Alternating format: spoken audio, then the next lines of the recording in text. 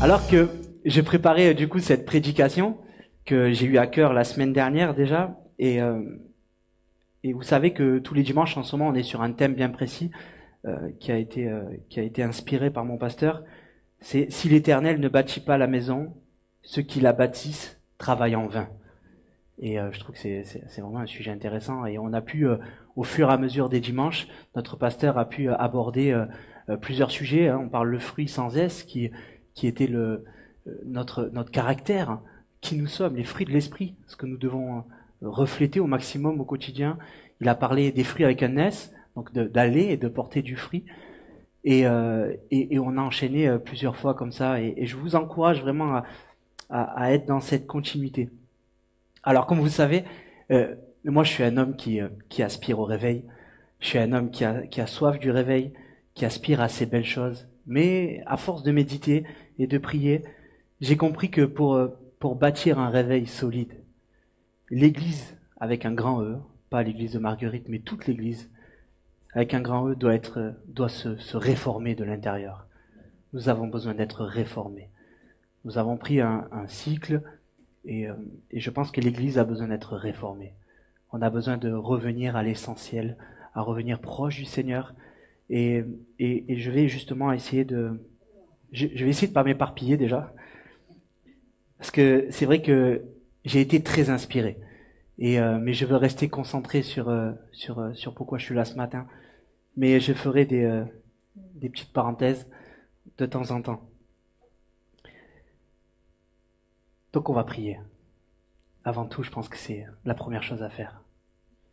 Seigneur, je te remercie pour cette belle matinée. Je te remercie, Seigneur, pour ta présence en ce lieu. Je te prie, Seigneur, d'inspirer ma bouche, mon cœur, au-delà des écrits, Seigneur, que tu m'inspires à pouvoir donner ton conseil, ta parole, de la manière la plus claire et la plus audible possible. Je prie pour chaque personne rassemblée en ce lieu, que tu puisses toucher des cœurs encore ce matin, que tu puisses nous montrer le chemin, Seigneur, qui mène tout près de ton cœur. Seigneur, on a porté cette louange ce matin, et nous voulons être vrais et sincères devant toi. Alors je te bénis, Seigneur, pour ce que tu vas faire et pour ce que tu fais. Amen. Amen. Aujourd'hui, on va rester concentré sur Jean 6. On va pas sortir de Jean 6. Donc vraiment, on va rester focalisé dessus. Et je vais vous parler d'une histoire extraordinaire, une histoire que j'aime énormément, qui est écrite dans les 4 évangiles. C'est l'histoire de la multiplication des pains. Et j'aime beaucoup cette histoire, il y a tellement à dire, et moi j'ai envie d'être comme ce petit garçon. Donc je vais vous lire l'ensemble de sur quoi je vais vous partager, puis après on va détailler. Jean 6, versets 1 à 15. Verset 1. Après cela, Jésus s'en alla de l'autre côté du lac de Galilée, au lac de Tibériade. Une grande foule le suivait, parce que les gens voyaient les signes miraculeux qu'il faisait sur les malades. Jésus monta sur la montagne et là s'assit avec ses disciples. Or, la Pâque, la fête juive, était proche. Jésus leva les yeux, il vit une grande foule venir vers lui. Il dit à Philippe, « Où achèterons-nous des pains pour que ces gens aient à manger ?»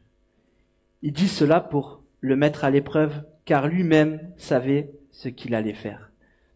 Philippe lui répondit, « Les pains qu'on aurait pour 200 pièces d'argent ne suffiraient pas pour que chacun en reçoive un peu. » Un de ses disciples, André, le frère de Simon-Pierre, lui dit, « Il y a ici un jeune garçon qui a 5 pains d'orge et 2 poissons. Mais qu'est-ce que cela pour tant de monde ?» Jésus dit, « Faites asseoir ces gens. » Il y avait beaucoup d'herbe à cet endroit. Ils s'assirent donc au nombre de 5000 hommes. Et Jésus prit les pains, remercia Dieu et les distribua aux disciples qui les donnèrent. À ceux qui étaient là, il leur distribua de même des poissons, autant qu'ils en voulurent. Lorsqu'ils furent rassasiés, il dit à ses disciples, « Ramassez les morceaux qui restent, afin que rien ne se perde. » Ils les ramassèrent donc, et ils remplirent 12 paniers avec les morceaux qui restaient, des 5 pains d'orge, après que tous eurent mangé. À la vue du signe miraculeux, Jésus avait fait, ces gens disaient, cet homme est vraiment le prophète qui doit venir dans le monde. Cependant, Jésus, sachant qu'il allait venir l'enlever pour le faire roi, se retira de nouveau sur la montagne tout seul. Waouh, quelle histoire incroyable. C'est incroyable cette histoire. Moi, je me réjouis de lire la Bible et j'aime tellement les histoires de Jésus. Et Jean est vraiment un évangile super intéressant parce que nous avons tous les miracles relatés de Jésus et d'une manière que je trouve qu'il nous ressemble un peu plus. J'aime vraiment l'évangile de Jean. Et cette histoire, on voit plein de choses. On voit l'amour de Dieu, on voit le miracle, on voit l'abondance, on voit la surabondance et on y voit aussi l'obéissance. Et aujourd'hui, je vais être un peu direct avec l'Église. Et quand je méditais cela, je me dis, l'Église avec un grand E, elle est un peu comme les apôtres, comme les disciples de Jésus à ce moment-là de cette histoire. Et le Seigneur, je crois que ce qu'il recherche vraiment, c'est plutôt ce petit garçon. Cette histoire est magnifique. Elle nous donne vraiment des leçons. Et moi, j'ai envie d'être un peu comme ce petit enfant ce matin et tous les jours de ma vie. Je ne veux pas être comme ces disciples à ce moment-là qui ont un bon raisonnement. Je ne dis pas le contraire, mais je préfère être comme ce petit garçon. Donc, on va reprendre un petit peu et on va détailler tout cela petit à petit. Je vais reprendre les 4 premiers versets qui nous disent qu'après cela, Jésus s'en alla de l'autre côté du lac de Galilée au lac de Tibériade. Une grande foule le suivait parce que les gens voyaient les signes miraculeux qu'il faisait sur les malades. Et Jésus monta sur la montagne, il s'assit avec ses disciples. Or, la Pâque, la fête juive était proche. Et on voit vraiment le feu qu'il y avait à ce moment-là. Ça devait être un moment extraordinaire. Il devait y avoir... J'aurais aimé être là pour voir ça. Jésus était là. Et comme à son habitude, il guérissait les malades. Comme à son habitude, il délivrait les captifs. Comme à son habitude, il enseignait. Jésus faisait du bien. Et Jésus continue à faire du bien. Jésus est bon. Et c'est le plan de Dieu. Encore pour aujourd'hui, que des miracles encore s'accomplissent. C'est encore le plan de Dieu. Et qu'on soit clair, le feu de Dieu est toujours présent.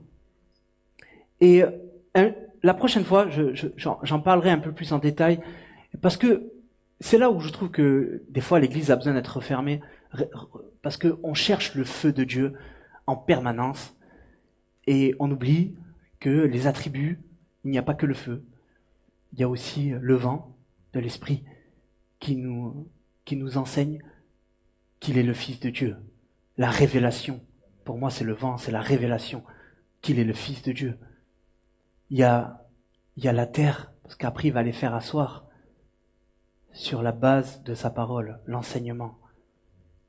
Et il y a cette eau incroyable que nous avons, je récite souvent le psaume 23 dans mon cœur, parce que je trouve que c'est un psaume complet. Et il dit qu'il nous conduit près des eaux paisibles, il restaure mon âme à cause de son nom. C'est une petite parenthèse que je fais, parce que je crois que nous devons chercher ces 4 points. Et la prochaine fois qu'on me donnera l'occasion de pouvoir parler de quelque chose, je parlerai sur ça.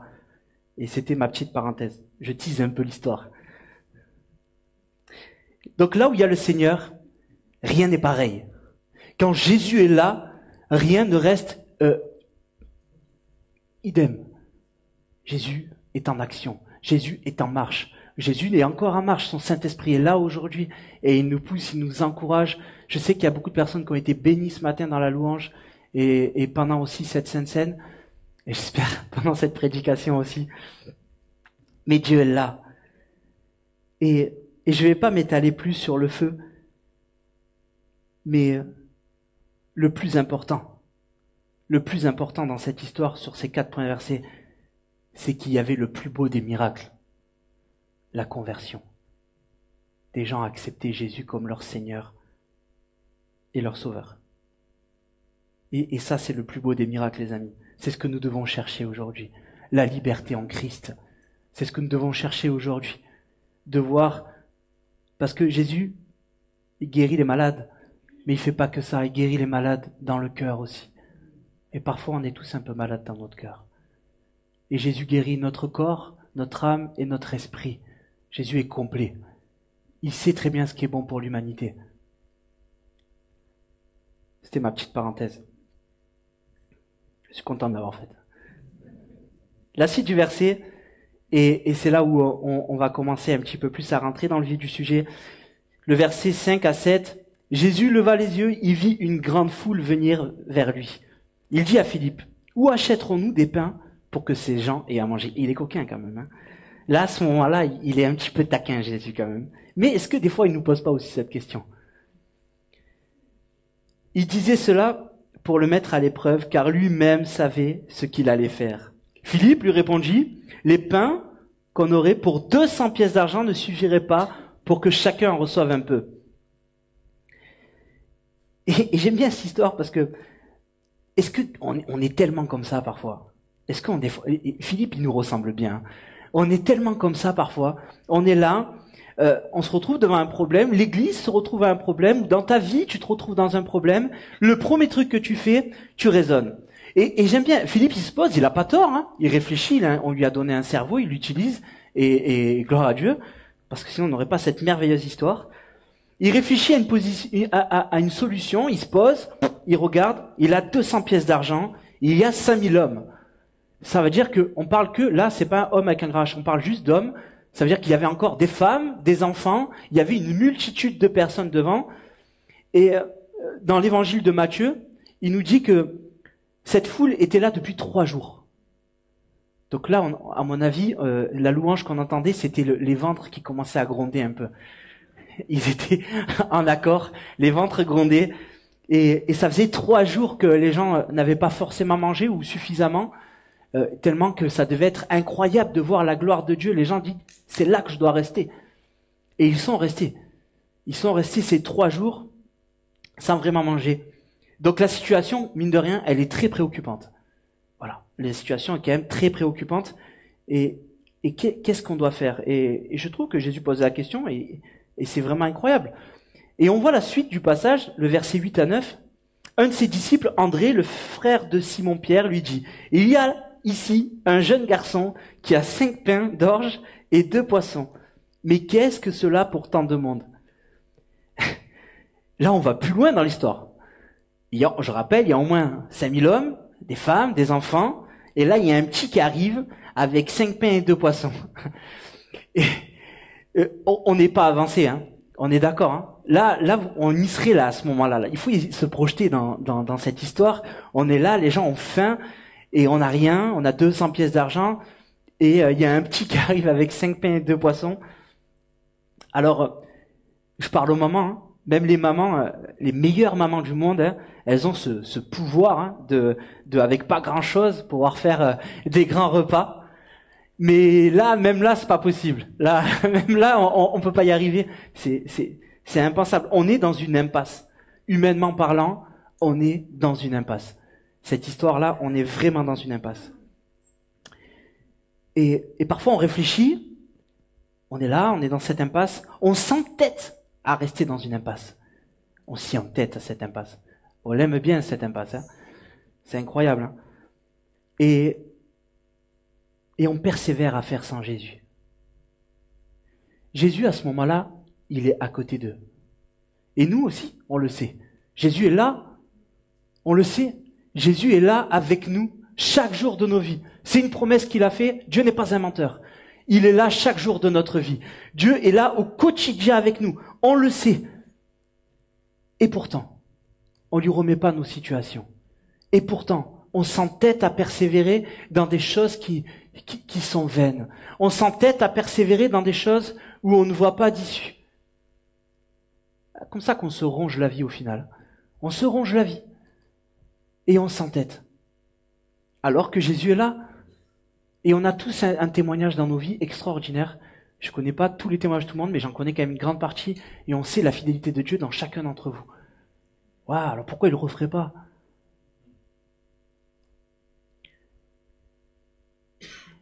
Et on est là et on cherche à contrôler. On cherche à avoir raison. On cherche à rester focalisé sur notre truc, à dire que voilà, c'est comme ça, on a raison, on se focalise, alors que l'œuvre de Dieu, réellement, c'est de croire en lui. Voilà l'œuvre de Dieu. Voilà l'œuvre de Dieu pour son humanité. C'est de croire en lui, comme le Seigneur de nos vies, et être sauvé. C'est tout.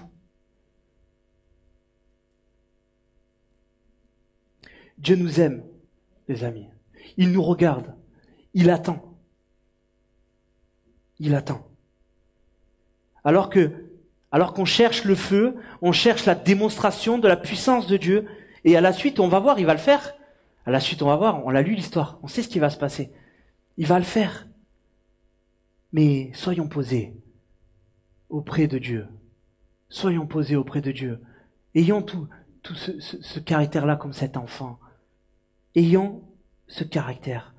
Comme je disais tout à l'heure, ayons les pieds sur terre, qui est le fondement de la parole de Dieu. C'est ça qui va nourrir notre âme.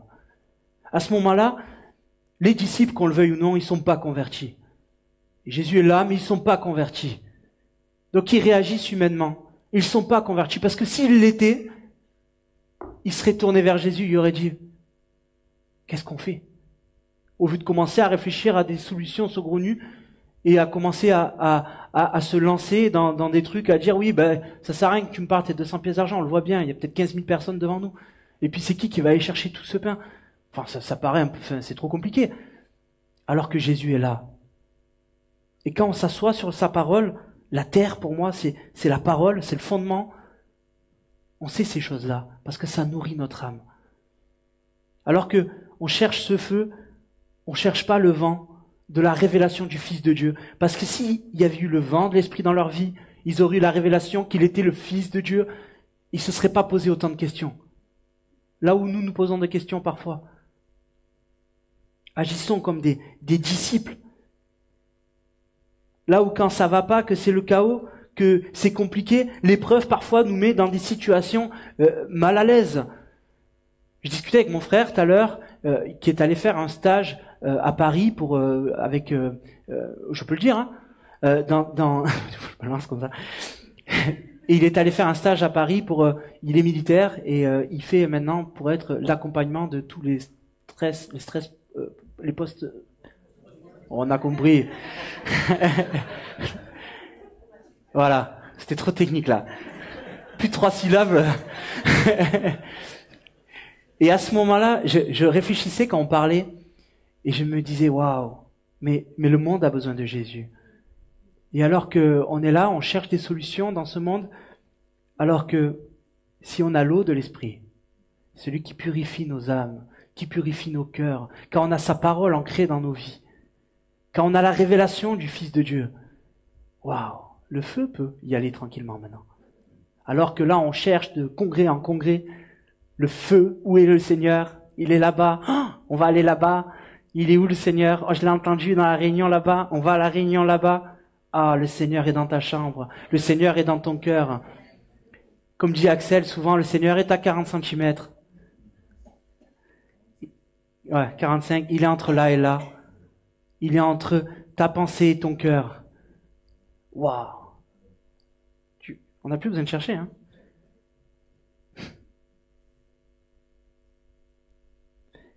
Versets 10 à 11. Jésus dit, faites asseoir ces gens. Il y avait beaucoup d'herbe à cet endroit. Ils s'assirent donc au nombre de 5000 hommes. Jésus prit les pains, remercia Dieu, les distribua aux disciples qui les donnèrent. Et à ceux qui étaient là, il leur distribua de même des poissons, autant qu'ils en voulurent. Jésus fait ce miracle inattendu. Quand on n'y croit pas, Jésus fait ce miracle inattendu. Quel est le miracle que tu attends dans ta vie?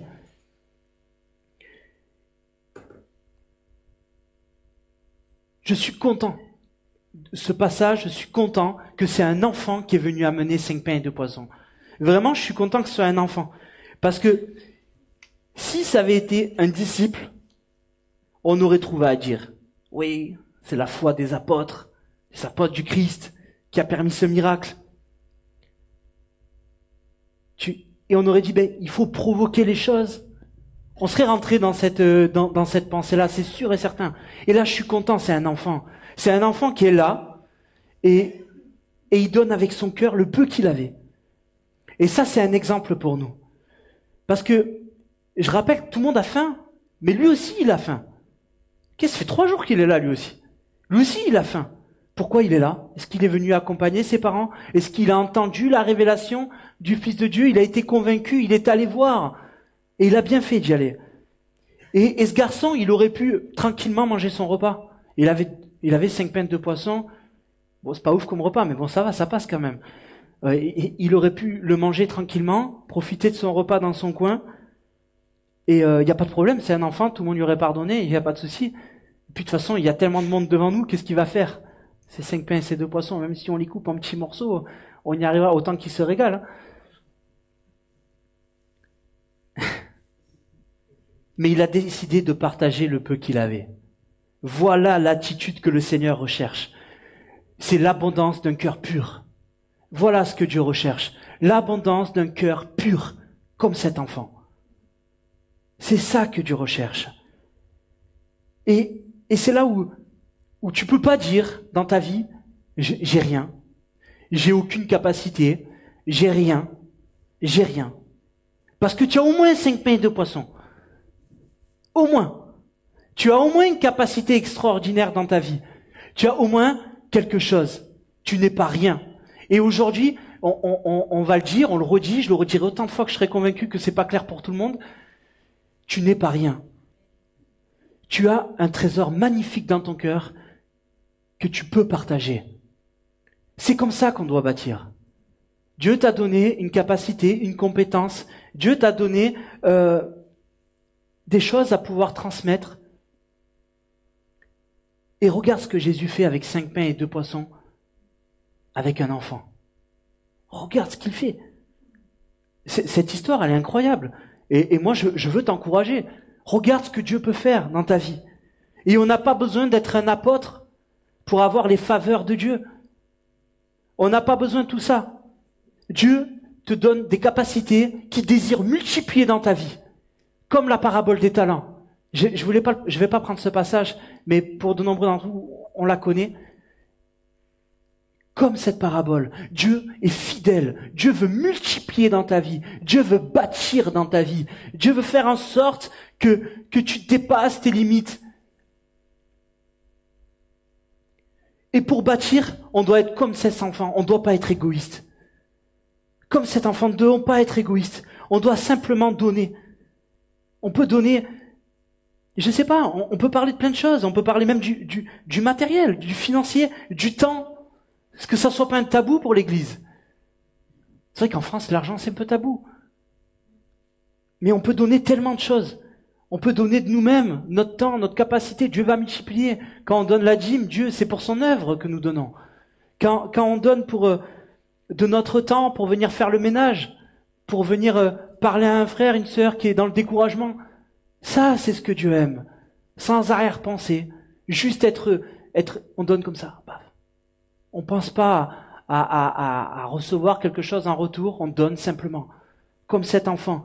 Je pense que quand il a donné de bon cœur. Il est arrivé, un peu comme la chanson je et hop, il a donné ses 5 pains, ses 2 poissons. Et il s'est dit, c'est une bonne nouvelle. Il a vu son Seigneur devant lui, et il a dit, tiens, je te donne ce que j'ai. Ah, ça a dû toucher le cœur de mon Seigneur. Tel que je connais mon Dieu aujourd'hui, je sais que ça, c'est quelque chose qui a dû le toucher. De voir cet enfant venir avec le peu qu'il avait. On a un peu cette histoire aussi avec une femme dans le temple qui donne ce qu'elle a. Waouh, ça faut être incroyable. Elle a donné plus que les autres, alors que pourtant elle a donné moins. C'est l'état du cœur qui compte. C'est pas ce que nous faisons, c'est comment nous le faisons. Dans quelle attitude nous faisons les choses. Et on revient sur ces prédications qu'on a eues dimanche après dimanche à travers notre pasteur, qui nous a parlé de ce caractère que Dieu désire avoir avec nous. Les amis, si on s'y mettait tous, le monde serait transformé. Si on s'y mettait tous, main dans la main, à travailler avec les forces de chacun, Dieu multiplierait, ça serait incroyable. Si on arrêtait d'être centré sur nous-mêmes. Des fois, l'Église, elle est boulimique. Elle est là, elle veut la présence de Dieu, elle mange, comme un phacochère. Mais derrière, qu'est-ce qu'elle redonne? Qu'est-ce qu'elle transmet? Oh, il en faut pour tout le monde. Et quand tu vas donner, Dieu va multiplier. On n'imagine pas l'impact que ça peut avoir dans une vie. Vous savez, Jésus-Christ, la Bible nous dit qu'il est la lumière pour ce monde. Il est la lumière pour l'humanité. Et on le voit. Vous savez, moi dans ma vie, et je ne croyais pas être capable. Et je vous le dis clairement, je ne pensais pas que j'y arriverais. Ma sœur, elle est témoin, vous pouvez aller la voir, elle m'a vécu, elle a vécu avec moi, elle m'a vu. Elle a vu tous les passages de ma vie, ça a été difficile. Ma sœur a fait de son mieux pour moi. Et je te remercie, ma sœur. Je me rappelle que des fois, j'allais dormir chez elle, et elle prenait soin de moi. J'étais complètement perdu. Ça allait pas. Je pensais pas que j'étais capable.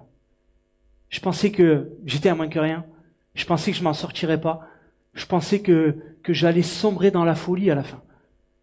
La vie m'avait rongé. Et plus j'avançais, plus je me rongeais. Je m'éteignais.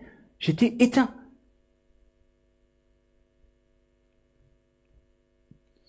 Mais j'ai cherché, quand j'ai trouvé Dieu dans ma vie, j'ai cherché à être obéissant. Ah, ça y est, je suis ému. Et Dieu a multiplié le peu que j'avais. J'avais un cœur qui avait faim, un cœur qui avait soif. J'étais quand même courageux. Et Dieu a multiplié. Là où j'étais perdu, j'ai trouvé de l'espoir. Dieu a multiplié dans ma vie. Que ça soit dans tous les domaines. Aujourd'hui, j'ai un travail, chose qui était difficile pour moi à l'époque. Parce que c'était compliqué pour moi la vie. Aujourd'hui, j'ai un travail où j'organise, je gère des entreprises, des locataires, je gère des problèmes, des situations. Et dommage, si Jérémy ne sont pas là, ils peuvent en être témoins. Je suis arrivé dans des endroits où c'était vraiment compliqué, à Sommières ou d'autres endroits, et Dieu est en train de faire son œuvre à travers le travail, parce que j'ai amené Jésus au travail. J'ai amené Jésus au travail. Et je l'ai dit publiquement, que Jésus marcherait avec moi. J'ai dit publiquement, je me suis avancé, vous verrez, les choses vont changer. Ah, t'es pas le premier à l'avoir dit. Mais là, ça va arriver. Et c'est en train d'arriver. Le calme se réinstalle dans le quartier. Les gens sont plus apaisés. On trouve des solutions. On répond à des attentes. Les entreprises sont respectées. Là où il n'y avait pas de respect. Le travail s'est amélioré. La vie dans ces quartiers sont un peu plus faciles. Parce que Jésus est dans l'affaire. Ah, je pensais pas en être capable dans ma vie. Moi qui arrivais même pas à gérer ma propre vie. Je vivais au jour le jour. D'une manière chaotique. Dieu a multiplié. Parce que j'ai voulu être fidèle. J'ai faim et soif de Dieu. Je suis fidèle. Et Dieu a multiplié. Et il est dans mes affaires. Dieu, je l'ai vu, même là. Pensez que 10 ans en arrière, je me serais retrouvé ici, à parler aisément devant des gens, à partager la parole de Dieu. Quelque chose que je voyais comme un truc de waouh. Et c'est waouh, de toute façon. Je bénis Dieu, c'est incroyable, quel privilège. Franchement, j'y croyais pas. Au début de ma conversion, j'y croyais pas. Au tout début de ma conversion, même si ça avait été fort, j'y croyais pas. Dieu a multiplié. J'ai été fidèle. J'ai été fidèle. Je me suis occupé du jardin. Fidèlement. De toutes les choses qu'on m'a demandé de faire, je l'ai fait fidèlement. J'ai essayé d'être le plus fidèle possible. En tenant mon cœur, en tenant ma langue, le plus possible. Je suis pas parfait. Hein. Mais Dieu cherche des témoins véritables. Dieu veut sortir de nos caractères, parfois de la médisance, des choses qui peuvent nous gêner. Dieu veut bâtir en nous. Alors Dieu, je l'ai vu à travers ma vie accomplir des miracles. J'ai vu des gens guérir. Wow, c'est incroyable. Qui aurait cru? Qui aurait misé sur moi il y a 10 ans? Qui aurait misé? Et aujourd'hui, je suis là. Ah, je bénis Dieu.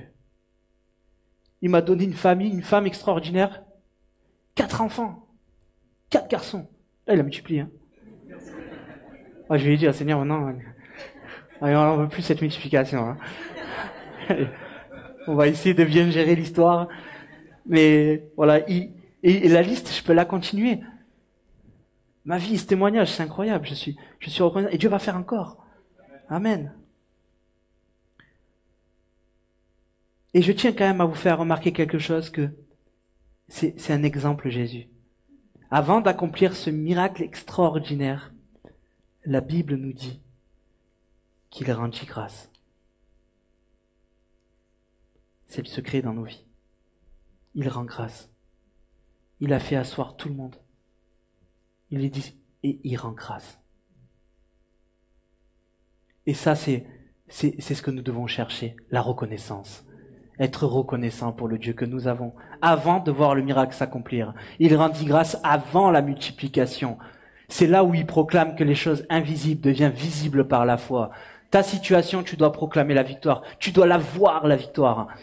Et c'est comme ça que nous devons marcher en tant que disciples. Et Jésus est un exemple pour nous.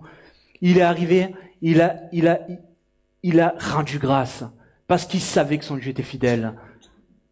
Il nous montre cet exemple incroyable. Jésus a rendu grâce. Et nous, dans notre situation, on marche tête baissée, des fois on est là, abattu. Lève la tête. C'est ce que je te dis, lève la tête et rends grâce. Parce que Dieu va agir. Dieu est fidèle. Dieu va agir. Dieu ne va pas te laisser dans cette situation. Sois reconnaissant. Rends grâce. Et après, nous allons prendre le passage 12 et 13. Il dit que lorsqu'ils furent rassasiés, il dit à ses disciples, ramassez les morceaux qui restent, afin que rien ne se perde. C'est important. Ils les ramassèrent donc, et ils remplirent 12 paniers, avec les morceaux qui restaient, des 5 pains d'orge, après que tous eurent mangé. Il a bien fait de venir, ce garçon. Ah ouais, on veut Jésus à la maison. Plus besoin de faire les courses. C'était un moment bien précis, mais on voit la surabondance. Il dit que tout le monde était rassasié, et il revient 12 paniers. Ça, c'est la surabondance de mon Dieu. Oh là là, ce garçon devait être émerveillé de voir comment 5 pains et 2 poissons, ça a pu devenir tellement de choses. Oh, c'est incroyable. Et il a bien fait de venir. Hein. Mais quand même, c'est vrai que je me pose la question. Et on a parlé une fois avec Axel, et je dis, mais qu'est-ce qu'il sait là, ce garçon? Il y a tellement de choses qu'il pouvait faire dans la vie, et il est allé se perdre à un rassemblement, au milieu de nulle part, pendant 3 jours, dans des conditions compliquées. Comment ils ont vécu 3 jours? S'imagine quand même que là, on n'est pas dans une église posée tranquillement, on est dehors là, il n'y a rien, et il est venu pendant 3 jours écouter la parole, ou peut-être qu'il est venu ce jour-là, on ne sait pas. Mais il a été un témoin de la fidélité de Dieu. Il a bien fait de venir. Il a été un témoin de la grâce qui est en Jésus-Christ. À qui irions-nous, les amis? C'est dans ce même chapitre. À qui irions-nous? Seigneur, car c'est toi qui as les paroles de la vie éternelle. Les amis, Jésus-Christ, il est le pain de vie. Celui qui mange et boit de son sang aura la vie éternelle. Je veux vous encourager. Soyons comme cet enfant. On va rester sur Jean 6. Et je veux rester sur ça. Jean 6, versets 26 à 29. Jésus leur répondit, en vérité, je vous le dis, vous me cherchez, non pas parce que vous avez vu des signes, mais parce que vous avez mangé du pain et que vous avez été rassasiés. Travaillez non pour la nourriture périssable, mais pour celle qui subsiste pour la vie éternelle, celle que le Fils de l'homme vous donnera, car c'est lui que le Père, Dieu lui-même, a marqué de son empreinte. Ils lui dirent, que devons-nous faire pour accomplir les œuvres de Dieu? Important. Verset 29. Jésus leur répondit, l'œuvre de Dieu, c'est que vous croyez en celui qui l'a envoyé. C'est tout. Et là, on cherche compliqué. C'est tout.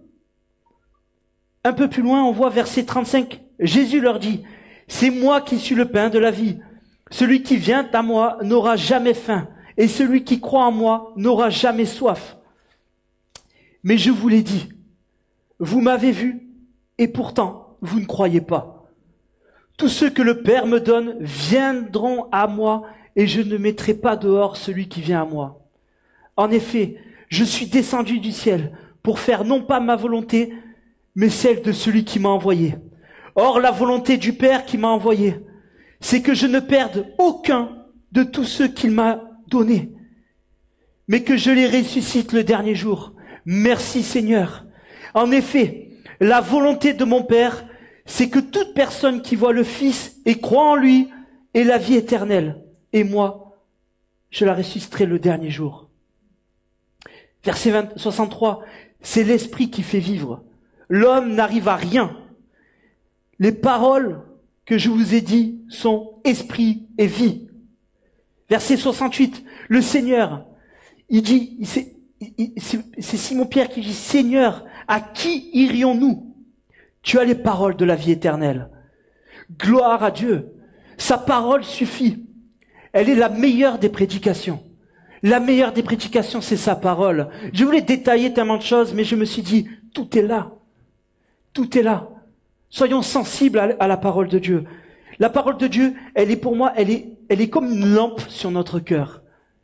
Et elle dégage les ténèbres de notre cœur. La parole est une lampe pour nous. Christian qui me disait, 80% de la délivrance, des libertés, c'est la parole, c'est l'enseignement. 20% c'est le reste. Soyons libres, soyons enseignés, lisons la parole de Dieu, qu'un peuple se lève libre et ancré. Si nous voulons bâtir des choses, nous devons bâtir sur la parole de Dieu. Si nous voulons bâtir une vie de disciples, de guerriers, de soldats, nous devons la bâtir avec Christ, selon son bon vouloir, selon ce qu'il nous révèle. Accepter, c'est pas toujours facile. Les paroles, des fois, qu'on lit, elles sont dures, mais elles sont pour notre bien. Je me prêche à moi-même, les amis. On est tous ensemble sur le même bateau. Dieu a permis que nous soyons rassemblés dans une communauté comme l'APE de Marguerite. Et c'est pas toujours facile.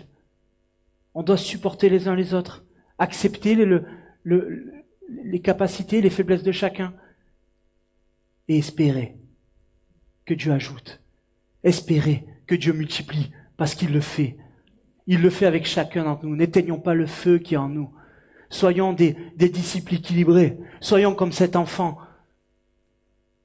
Il n'a pas réfléchi à donner ce qu'il avait. Et ce qu'il avait, c'était, on dirait pas grand-chose, mais pour Jésus, c'est beaucoup. Tout à l'heure, on a pris cette louange qui dit « Je te donne mon cœur. Il ne m'appartient plus. »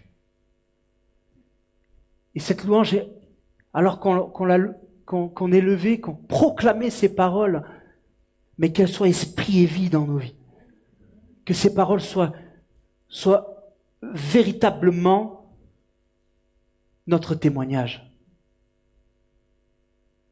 Tout abandonné aux mains du Seigneur. Il dit que tout ce que nous avons, je te le donne, Seigneur. Toutes mes capacités, je te les donne, Seigneur.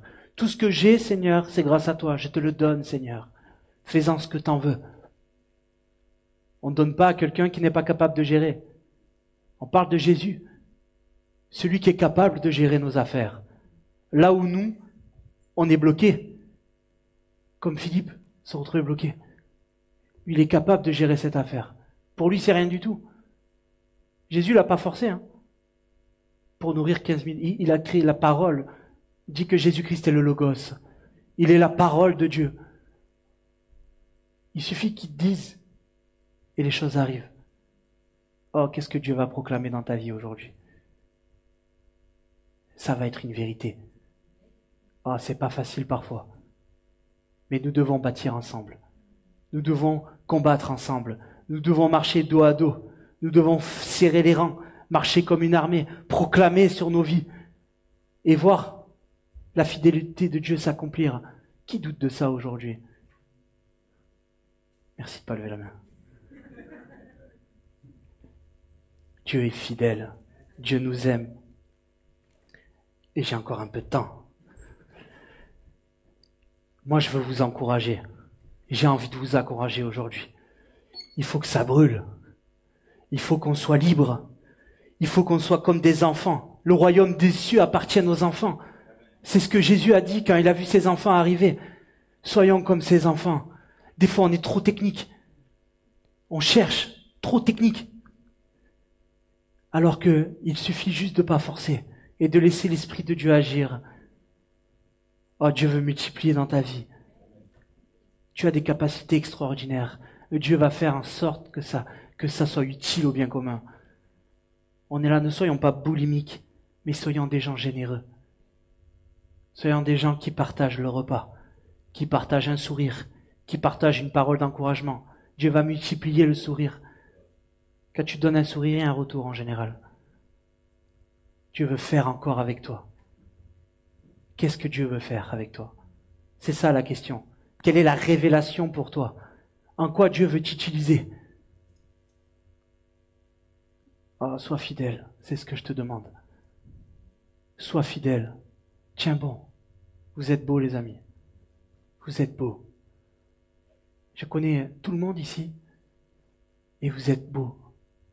Vous êtes incroyables. Votre histoire est magnifique. Vous avez des capacités extraordinaires. Vous avez des choses à partager. Que ça soit pour les plus jeunes ou pour les plus anciens. Je pense à notre frère Jean-Marc j'ai pu discuter avec lui. Il m'a fait du bien.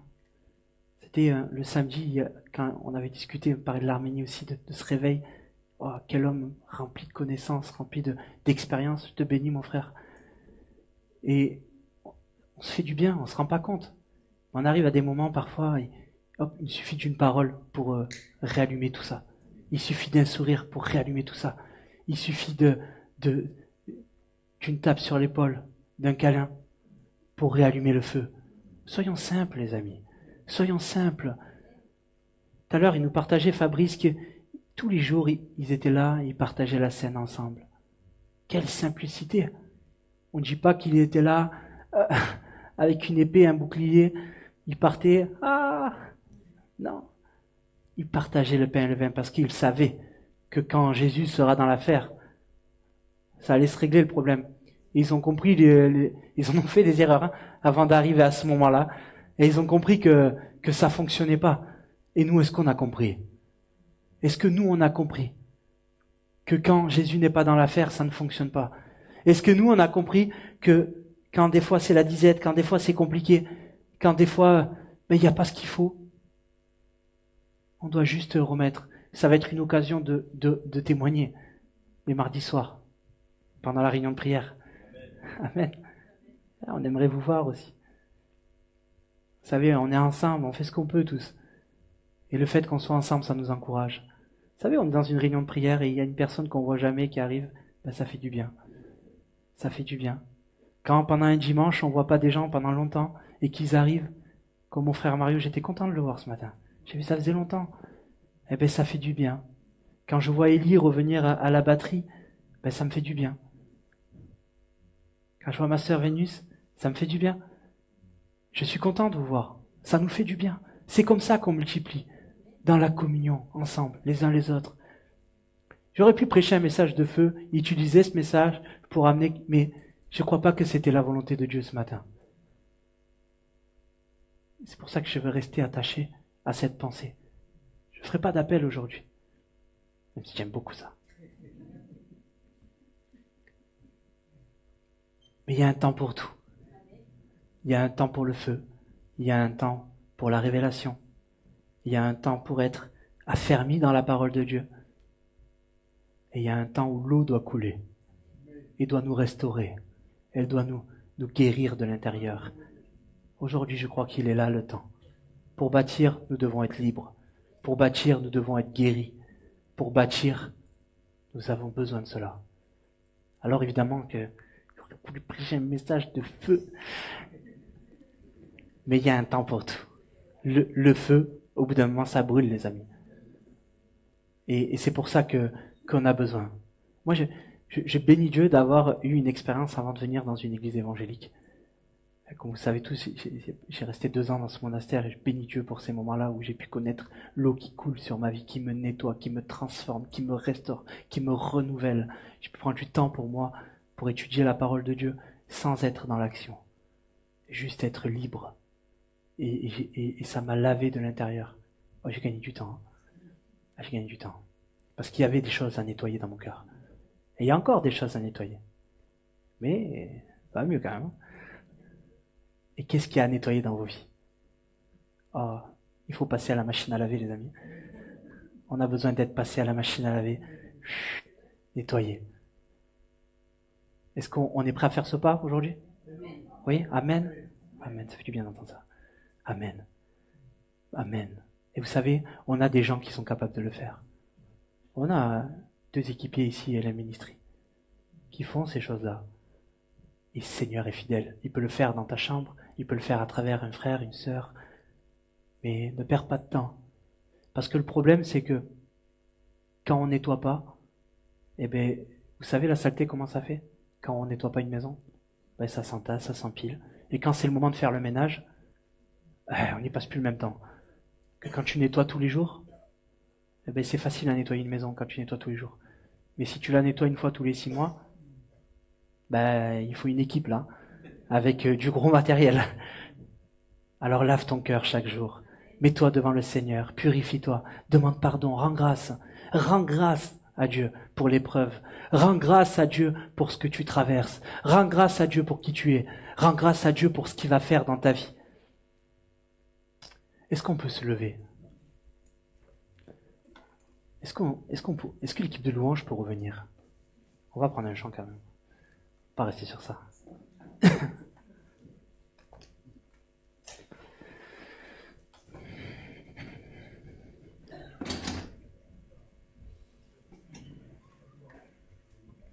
Alléluia. Seigneur, je te rends grâce ce matin pour cette merveilleuse histoire que tu nous as mis dans ces 4 évangiles. Merci Seigneur pour cet enfant qui est pour nous un témoignage. Seigneur, je te prie aujourd'hui de multiplier ta grâce, de couvrir ton Église, Seigneur, par ton esprit. Seigneur, ce matin, j'invoque ton nom précieux. J'invoque ton eau, Seigneur, qui purifie, qui restaure, qui renouvelle. J'invoque, Seigneur, ta paix, ta présence en ce lieu. Seigneur, je prie, Seigneur, que tu touches chaque cœur ce matin. Je prie, Seigneur, que tu sois comme une belle vague qui rétablit les choses, qui renouvelle les choses. Seigneur, nous refusons que l'ennemi ait un doigt sur un de ses enfants, qu'il n'y ait aucun accès. Alors je prie de purifier les cœurs. Fortifie, Seigneur. Seigneur, alors que chacun se prépare à la louange, Seigneur, nous voulons tout déposer à tes pieds. Que cet acte soit personnel. Seigneur, moi je te dépose ma vie, mes difficultés. Je te dépose mes joies, mes peines. Je te dépose tout ce que tu as mis en moi, Seigneur. Fais en sorte de multiplier. Je te remercie pour ton Église. Je te remercie pour chacun d'entre eux, Seigneur. Oh, j'ai que des frères et sœurs extraordinaires dans cette assemblée. Il n'y a que des gens extraordinaires. Voilà tous tes enfants, Seigneur, réunis. Alors j'invoque ton nom avec force, avec confiance, car je sais que tu es fidèle. Viens restaurer, Seigneur. Viens bénir, Seigneur. Viens renouveler, Seigneur. Viens toucher les cœurs, Seigneur. Guéris, Seigneur, encore les malades. Seigneur, je proclame la guérison dans l'Église. Je proclame la guérison, Seigneur, de l'esprit, de l'âme et du corps, Seigneur. Tu viens restaurer toutes choses d'une manière parfaite. Seigneur, je prie au nom de Jésus-Christ, Seigneur, que tu viens remplir, tu viens saturer ce lieu de ta présence. Oui, Seigneur, nous te donnons tout. Alléluia.